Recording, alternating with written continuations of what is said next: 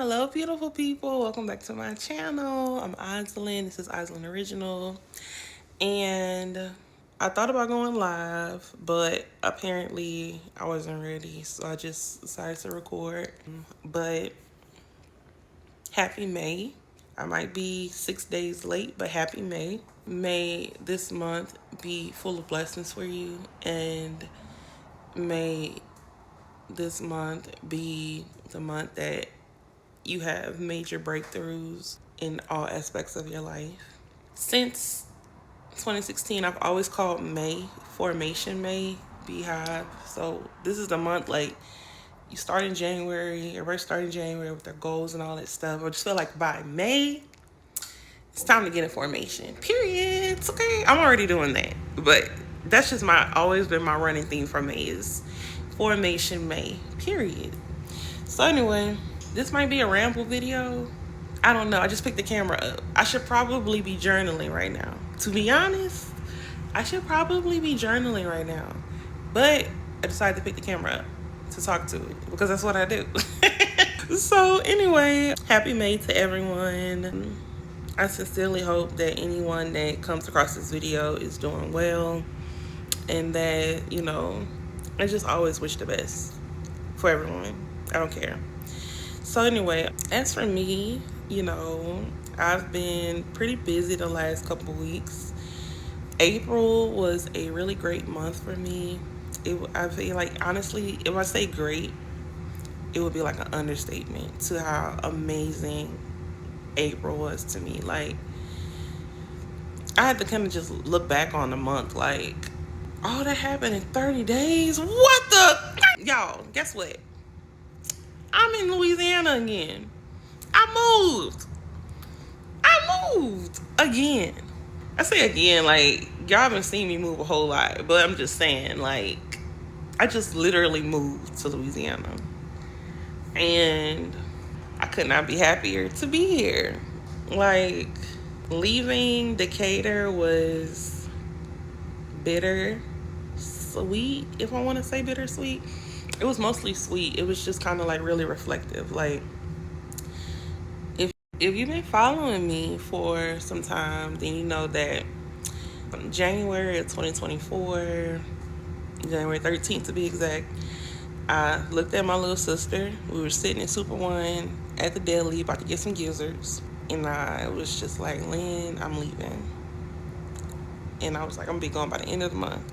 And from that point to February 14th, I took time to move to Georgia. Like, and the reason I always talk about that because, first of all, y'all, I don't know how it sounds when I say it. I don't know if it's just like, oh, she just moved, or it's not a big deal, or, like, oh, she just, I don't know how it comes off when I tell people that.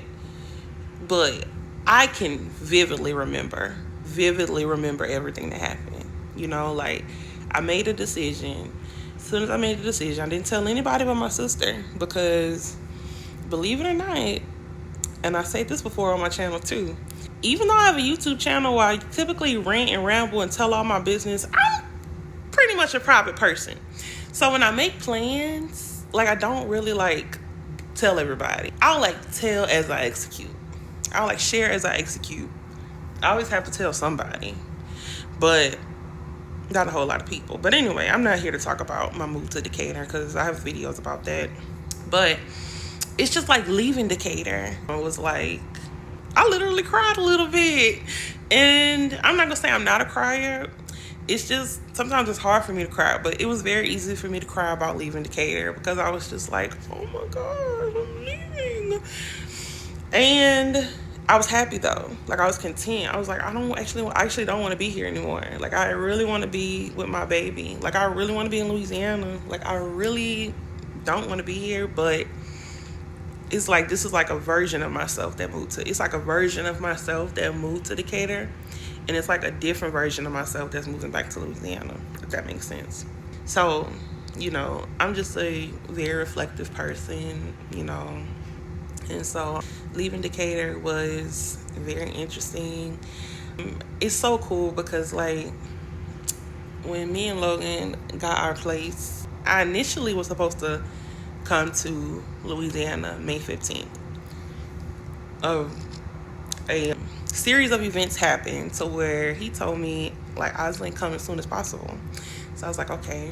So I switched my ticket to April 30th. Well, April 25th, I don't know, whatever the Friday was before the Wednesday I was supposed to come, me and Logan and I were on FaceTime. Okay, we were watching the NFL draft and talking about Shedeur like not being chosen by the Saints, you know. And I just remember saying something like, I miss you, or I can't wait to see you, or something like that. Something really like, lovey-dovey. And I just remember him responding saying, can I be transparent? And I was like, of course. Then next thing I know, he's like, I'm coming to get you. And I'm like, okay. He's like, I'm serious. And I'm like, okay. And literally, he got in his car and started driving. And I got up, got in the shower, and started packing. And literally, we stayed on the phone for 8.5 hours while he drove to Georgia to come and get me. And we left the next morning. I cooked breakfast for my roommates. I made grits, eggs, biscuits, bacon. And we left, y'all. Like, I'm telling you, that was like that's probably one of the craziest things I ever did, honestly. Honestly, it's probably one of the craziest, most spontaneous things I've ever done. And that says a lot. Because I'm typically a crazy, spontaneous person.